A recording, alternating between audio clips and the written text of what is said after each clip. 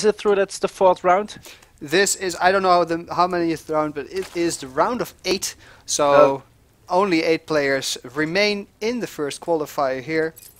Out of 128, so it's still quite an achievement to get this far in the tournament. But we have here on Metropolis in the 3 o'clock position the blue Zerg player Raise the Roof for Druid's Daax. And in the bottom we got the blue Terran player. He's really fearsome and very clever. This is Owl. Did I pronounce that correct? Yes, very good. And he also mentioned in the lobby that he is playing for Knights Gaming. So that is his clan, of course. Daax is from Team Druids. And we are following the Druids players throughout the qualifiers here in the Dutch StarCraft League. So this is very much going to be an awesome game, I think. I don't know Al personally. I haven't seen his games, but his reputation is a very good player, top-notch Dutch player here. Of course, we have Daax, the Swedish powerhouse, and yes, we have cast games from him before, and he's yes, an absolute macro beast. Although he does usually, or sometimes rather, mix that up with some very aggressive timings, and that can make him a very hard opponent to play against. And he, of course, is the last hope of the Druids team, because the rest is out. One player has fallen into the shadows, just like Pache. Into the shadows even, OD. You're in for some drama tonight, but of course the players from the will shadows they came, and into the shadows they fall, so why not? Of course, they will have the opportunity to play in some next qualifiers as well. There are 12 qualifiers in total, so that's quite a lot. And I'm actually not 100% sure about the point system. I know it's there, but I don't know the specifics about it.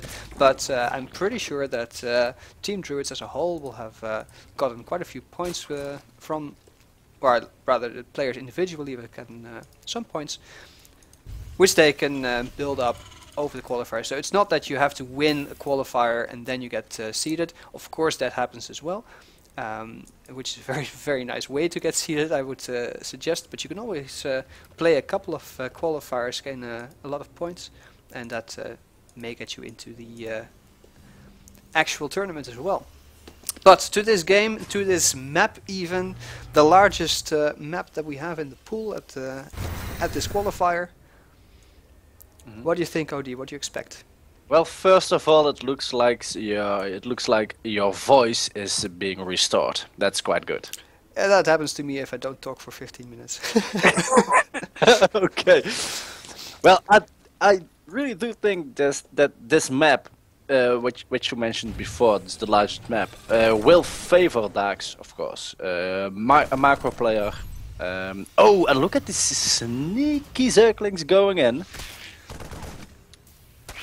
And let's see, will he give this some information to Daax? Yeah, he only sees he sees some Marines. Yeah, I think he knows enough. This is, you probably will know that this is a Rex, one Rex fast expand. But the question is, yeah, it was definitely not more than that. Quite correct. Okay. It's a 1-1. No, I don't know. Will be, yeah, 1-1 play. And actually, will we see the same strategy that we've seen our good friend from Team Druids Vandelay do? He has one SCV there. In case there is a third going down, he can either try to block it or build a bunker there and then move up with his Marines. But actually, the 4-minute mark has long been gone, and there is no third from Daax, so he is planning something else. Okay, so and look at this walling off of the choke point to the natural with 2 evolution chambers. You saw that? Yeah, 2 evolution chambers and 3 gas taken. This is a are these 4 queens?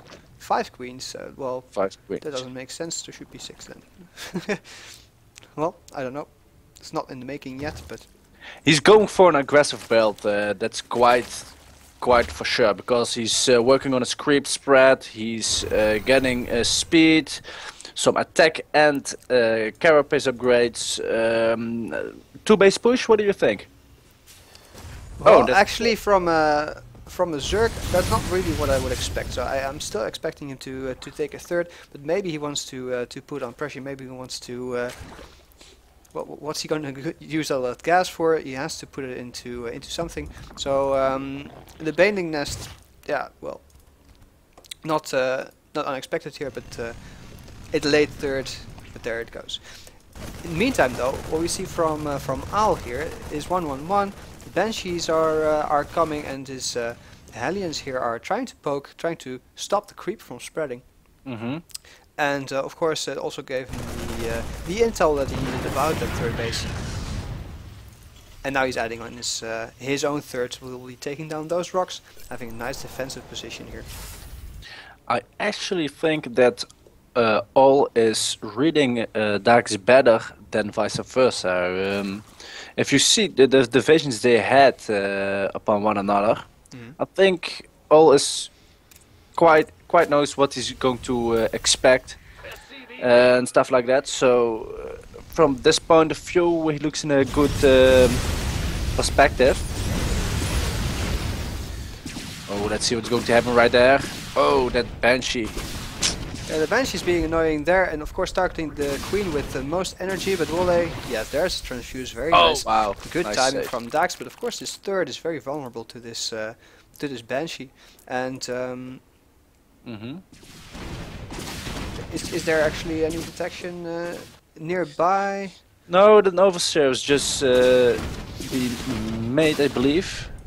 No, it's not. Should be made, but yeah, there it is. Yes, there's this. It's already finished. Okay.